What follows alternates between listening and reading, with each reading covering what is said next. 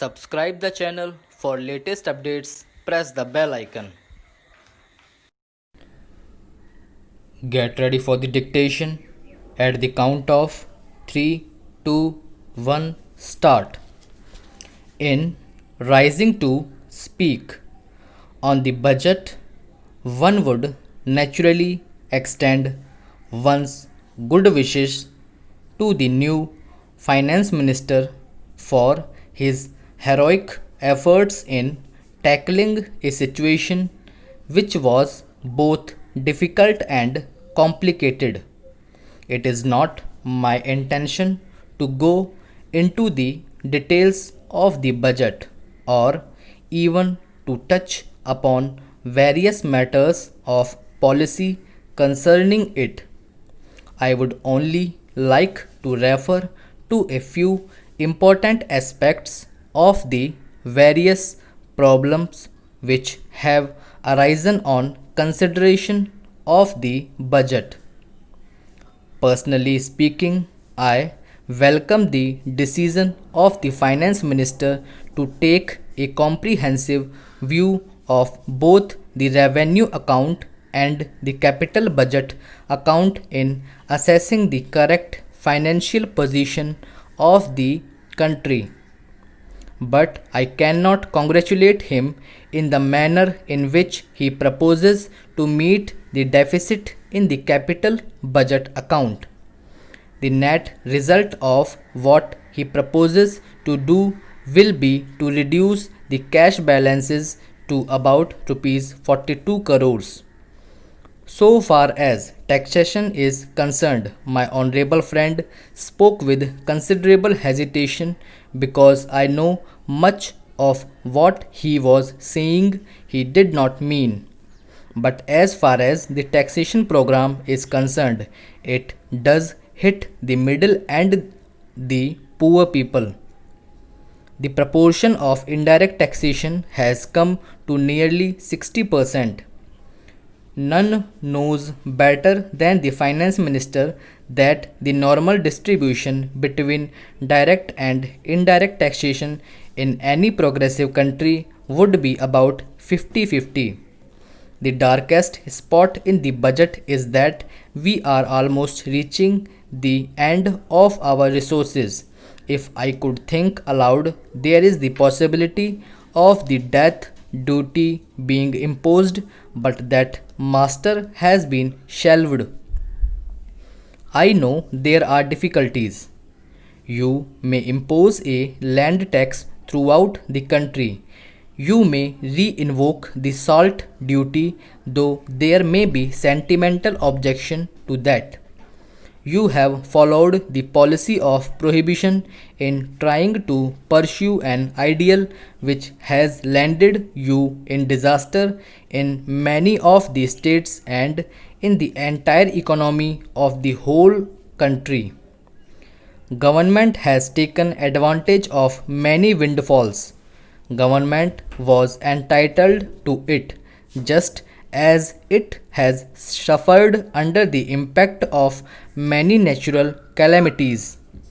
If we look at our increased revenue from exports, the finance minister rightly pointed out in his speech that one should not try to depend on these large exports.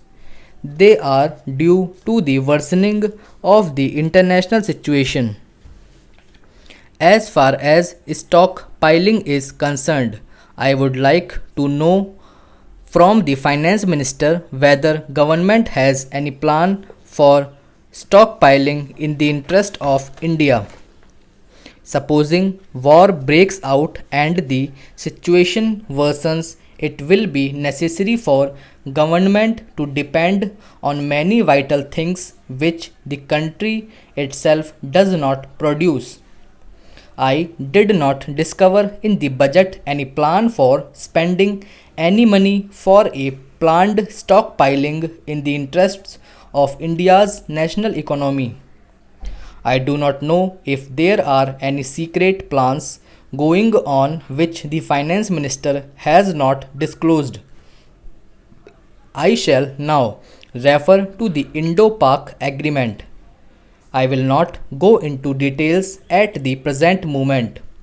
I may have time to do so in the course of the discussion on demands for grants, but frankly speaking, so far as this agreement is concerned, nothing could have been more humiliating for India than the manner in which this agreement was effected.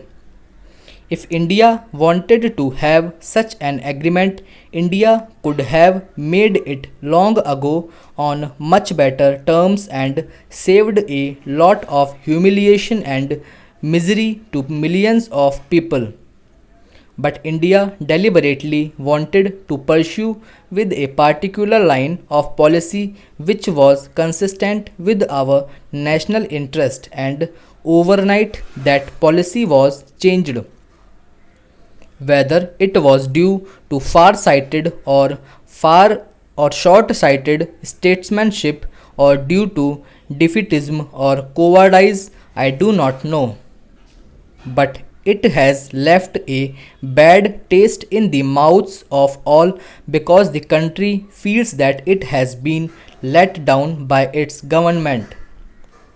So far as the economic policy of the government is concerned, I hope we shall have an opportunity of discussing this matter when the details of the budget will be taken up. But food, clothes, and shelter are the three main things on which government's failure is colossal and on which the country expects a new lead from the government if it is to function with the willing confidence and cooperation of the people. Today, we are living in very difficult circumstances.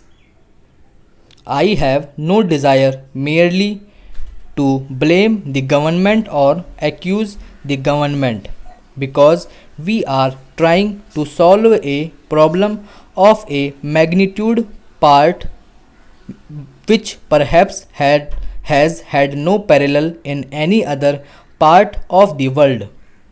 But the way in which government is pursuing its policy is not the way in which a solution will be found. Somehow the gap between the government and the people is increasing rapidly day by day. It is no use government blaming the activities of particular groups.